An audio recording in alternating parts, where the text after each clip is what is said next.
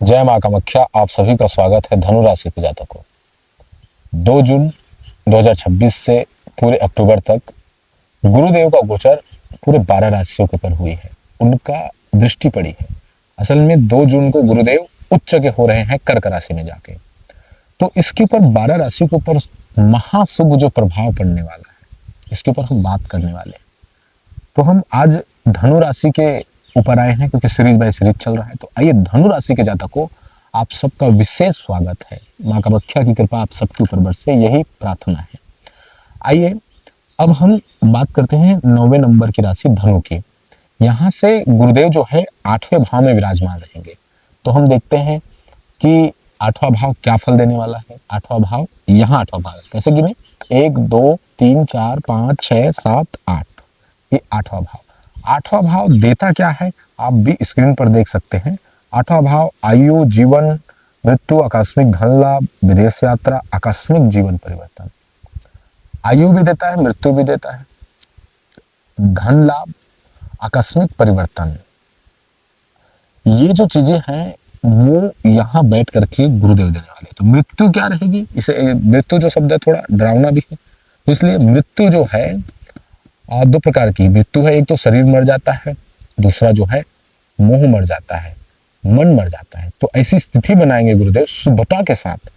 तो यहाँ धन लाभ तो देंगे, जीवन में शुभ परिवर्तन, आकस्मिक शुभ परिवर्तन।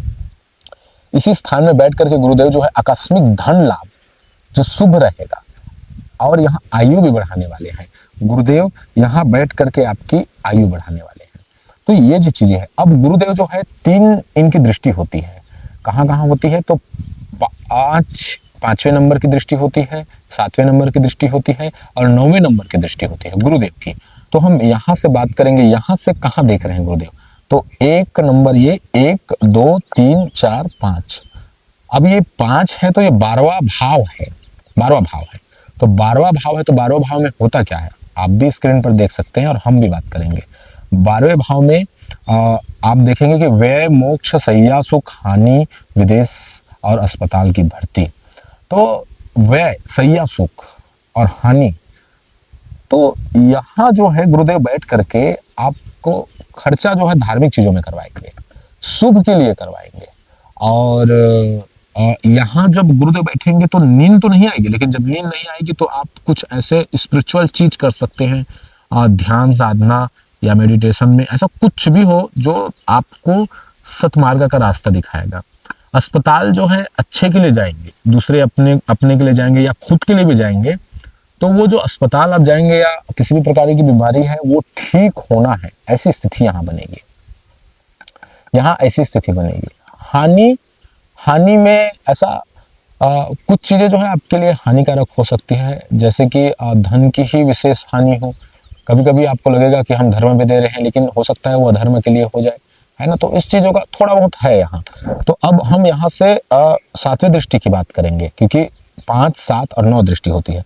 तो 1 2 3 4 5 6 और ये 7 यहाँ जब है, तो आप ये जानिए कि गुरुदेव जो है आपके द्वितीय भाव को देख रहे हैं। तो द्वितीय भाव में होता क्या है, इसे ध्यान में रखिए। तो यहाँ धन, धान्य, संपत्ति, कुटुंब और वाणी, सत्य, असत्य, दान, ये जो चीजें, धन, धान्य, कुटुंब, ये परिवार का स्थान है, धन धान्य का स्थान है, और ये आपका विशेष परिवार के लिए इसे देखा जाता है।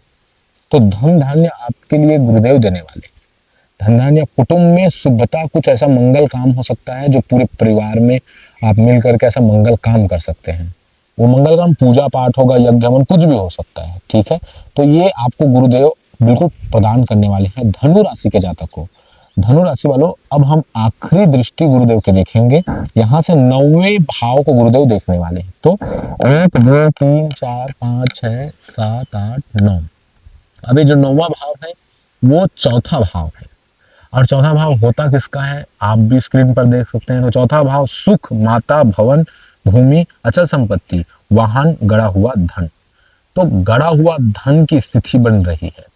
वाहन, गुरुदेव की शुभ दृष्टि है, तो यहाँ वाहन और सुख यहाँ आपको मिलने वाली है।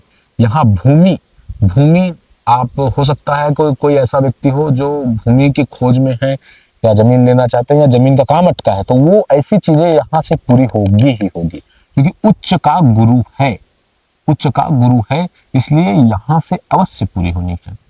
और गुरु उच्च का है तो यहाँ से पूर्णता आपको धारण करनी है।